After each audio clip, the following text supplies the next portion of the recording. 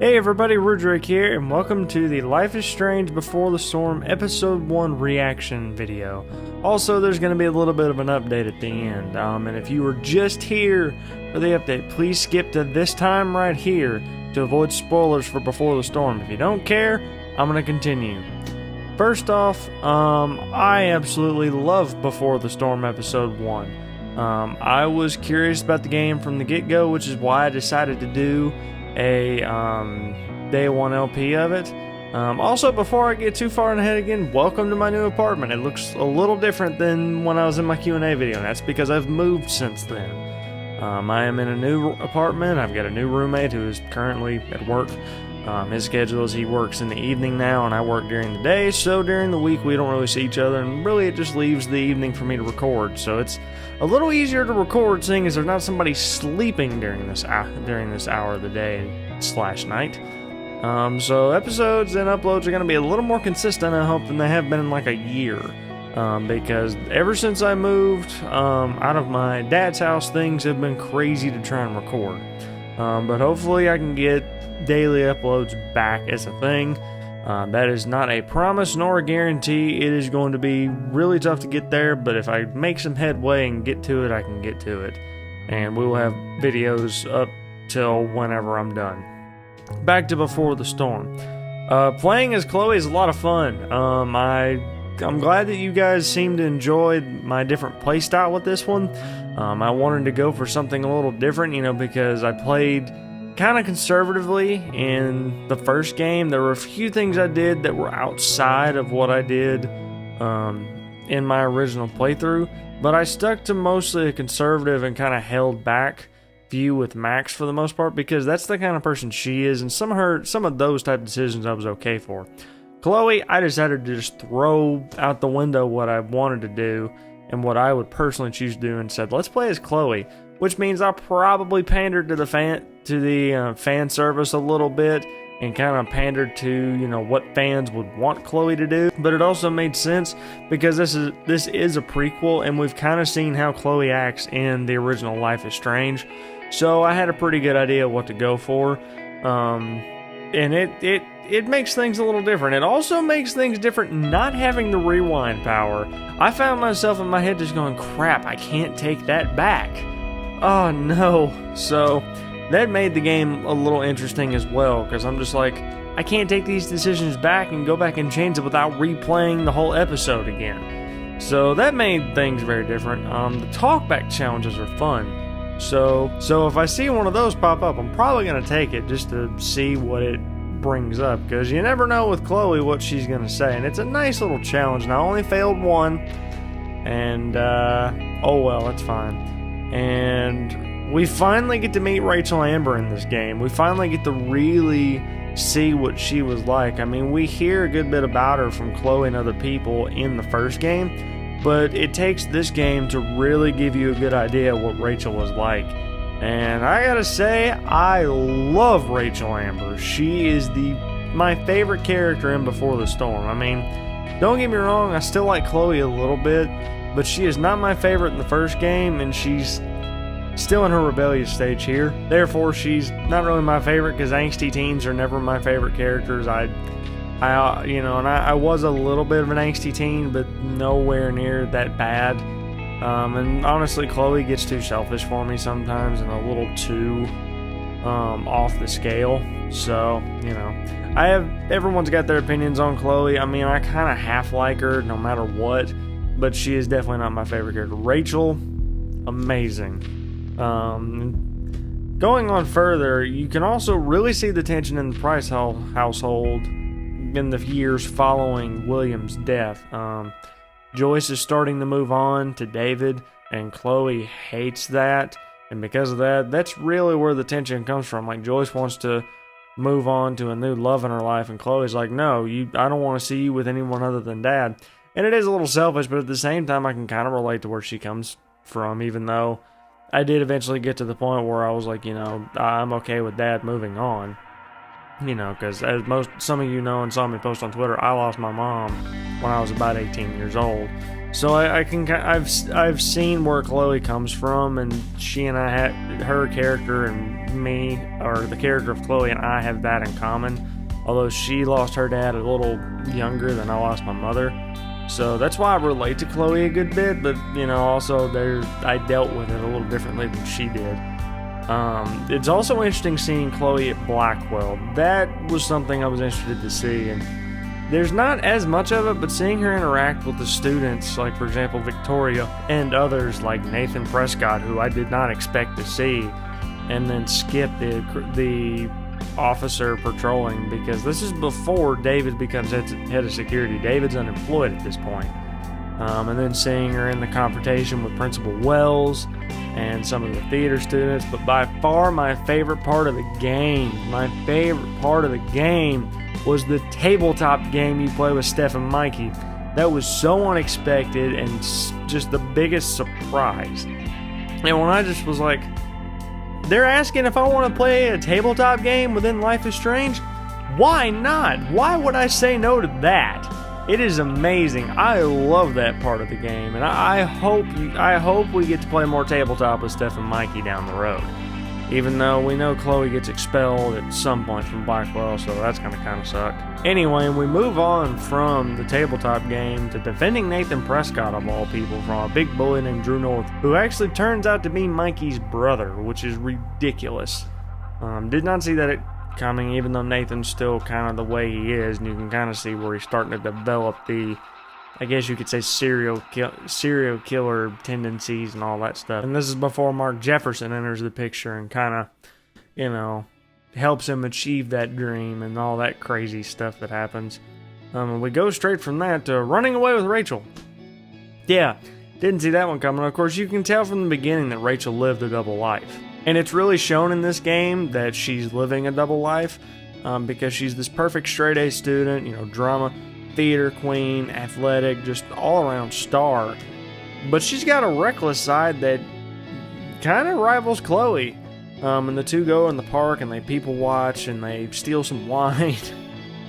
And they also catch Rachel's dad cheating on her mother. And that's where Rachel kind of goes off the deep end. Her and Chloe have issues, and Chloe starts smashing stuff and really kind of letting loose her emotions and anger. And it's in those moments you see, you know, her kind of have the flashback of being in the car with her dad, and it's almost like his spirit is trying to talk to her and say, hey, you still made a friend, you know, this person probably needs you even if they're trying to act like they don't. And it's interesting to see that. And then when she meets up again with Rachel, and at the very end, you know, she helps Rachel burn the one picture of her and her dad she keeps. And then Rachel goes crazy and sets it on fire, throws it in the trash can, kicks the trash can, and catches a nearby tree on fire. And holy crap, that scene in particular, when she screams into the wind and the wind just howls at the fire and stuff like that, that gives me a lot of, that puts a lot of weight behind probably my personal theory as to how Max gets her powers in Life is Strange. Because my theory, and I believe I said this in my post-update video for Life is Strange when I finished it, is that Max gets her powers from the spirits of Rachel, Amber, and Chloe's father. Now, Chloe's father's spirit is trying to guide Chloe in this game, at least at this point in episode 1. We don't know about the rest of it. And then Rachel Amber, apparently there's something, she is connected to the spirits of the world, or whatever they have going on there. Because when she screamed in agony, the wind screamed with her, it looked like. It was crazy. It was insane. So I honestly think Rachel has something to do with Max's powers, and I believe that scene kind of feeds the theory that I thought, that Rachel in spirit is helping Max find the truth behind all the stuff that happens in the first game, Life is Strange, and also helps her spend time with Chloe that she never got to spend, even though depending on what ending you pick of the game, well, it ends up not really mattering too much.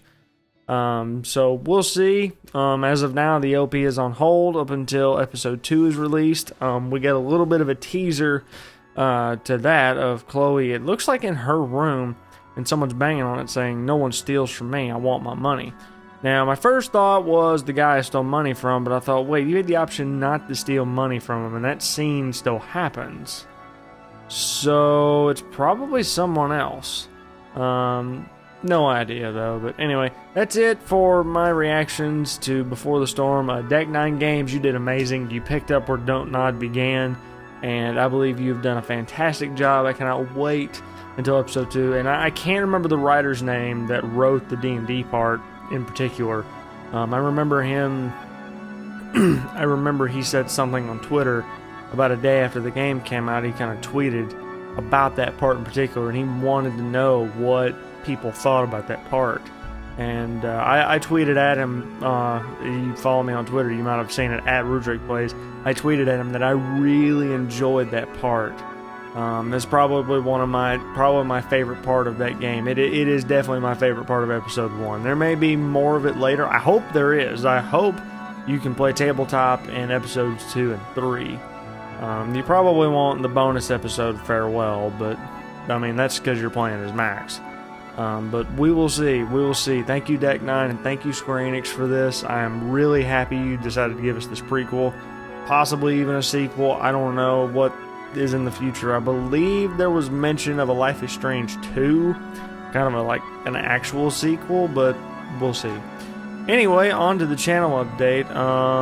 So now that Before the Storm is done for now, we're going to go back to normal episode. There won't be an episode of Final Fantasy 15 tomorrow. I have been putting a crazy amount of hours into the next coming episode, like a ton of off-screen stuff. Just so you know, as of the next episode, I have done a mass level up, and you guys are going to go crazy when you see how much I leveled up, especially if you haven't played the game and you're just following me. Like, you're going to go freaking ballistic when you see how many levels I gained by waiting until I had, like, I don't even know how much experience I had before I went and tripled it. I had probably like 650,000 or more. I can't remember exactly. I'd have to pull the footage up. But I do level up as of next episode, and you guys get to see that. And we're finally going to start really putting a dent in the side quests that are left, not just the little stuff. We're going to start tackling the big stuff again, and I cannot wait. But there won't be an episode tomorrow. There will probably be one of those Saturday. And that's something about 15 that I'm really excited to say, is I'm going to try to start putting 3 episodes of that out a week now that Before the Storm's over. And the reason why is because there's still a good bit of that left, and I think that if I push through and really work hard, I can get 3 episodes of that out a week. Especially right now, because the Core Swim Club is going to last till sometime in October. It's still got a couple weeks left at this point, and I announced at the end of that LP, Metal Blade and I recorded a new post-update video for it recently, and because we had one that we recorded when we finished recording the series, but we recorded another one a little later after we got a few responses, and we recorded it just recently. So as of episode 1920, 19 was the one that came out. As of episode 19, we've actually recorded a new post-update video, just because the reactions we got from that were spectacular. But because Before the Storm's over, the schedule is going to go back to normal. We're going to go to 3 episodes of Sakura Swim Club a week, hopefully 3 episodes of 15 a week. I'm going to really try for that. Especially now that all the tedious stuff is over and I'm not juggling 3 Let's Plays at once. I tried to get to every week just stocked with episodes, and it just did not happen. I tried, and I consider it an accomplishment that I got as many out as I did, because I went into theater mode again during those weeks, so I was working 6 a.m. to 2:30 almost every day, and then 6 to 4 at the end of the week, because my schedule's kind of weird, and then in the evening pretty much working right after that. So I was working 60, 70 hours a week again, and I still managed to put all the videos out that I did in the last 3 weeks, in the 3 weeks before this week. So it was crazy, but the fact that I got Before the Storm out and Sakura Swim Club out as scheduled, 15 and Rudrake Tries were the ones that I had to actually record during that. and there were a few issues with one episode of 15, so that's what caused that. But we're going to try to go full steam ahead from here on out with just 2 LPs, and hopefully I can keep those pretty consistent. Rudrake Tries is still going to be kind of I have an episode of that is requiring a lot of extra editing because it's a different type of game that I've not done a Rudrake Tries of before. But we will get to that anyway. So yeah, the schedule's returning normal. Something that is upcoming and I'm going to try to get going in the next week. I've been talking about streaming on Twitch forever.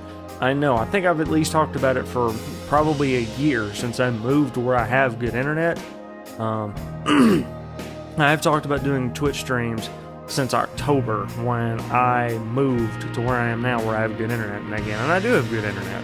So I'm going to try to do Twitch streams now. I'm going to try to do a test stream this Saturday just to kind of make sure I have everything set up. Look for an announcement of that. If I do decide to do it, keep tabs on me on Twitter. If you guys don't follow me, it's @RudrakePlays. There's a link in the description. So follow me there because that's where I'll announce it. Also, while you're at it, go ahead and follow me on Twitch. I am Rudrake Plays on Twitch, just like I am on YouTube, just to keep things easier. And feel free to suggest games you'd like to see me stream. I'm probably going to stick to like open-ended stuff and multiplayer stuff for a while. I really don't feel like streaming a RPG unless it's like Skyrim or Fallout 4, which I don't have anymore, or games I wouldn't Let's Play. Like really long RPGs that I don't have that much interest in Let's Play. Like Xenoblade Chronicles. I love Xenoblade Chronicles, but there's too much to that game for me to Let's Play. Like, I know I'm doing 15, but honestly, that's enough for right now. If I were to wait to do an LP of Xenoblade Chronicles, you guys would be waiting like 5 years for that. I can guarantee you that right now. So yeah, give me opinions on what games to stream or what you would like to see me stream. And also tell me some times. I usually work daytime, central time.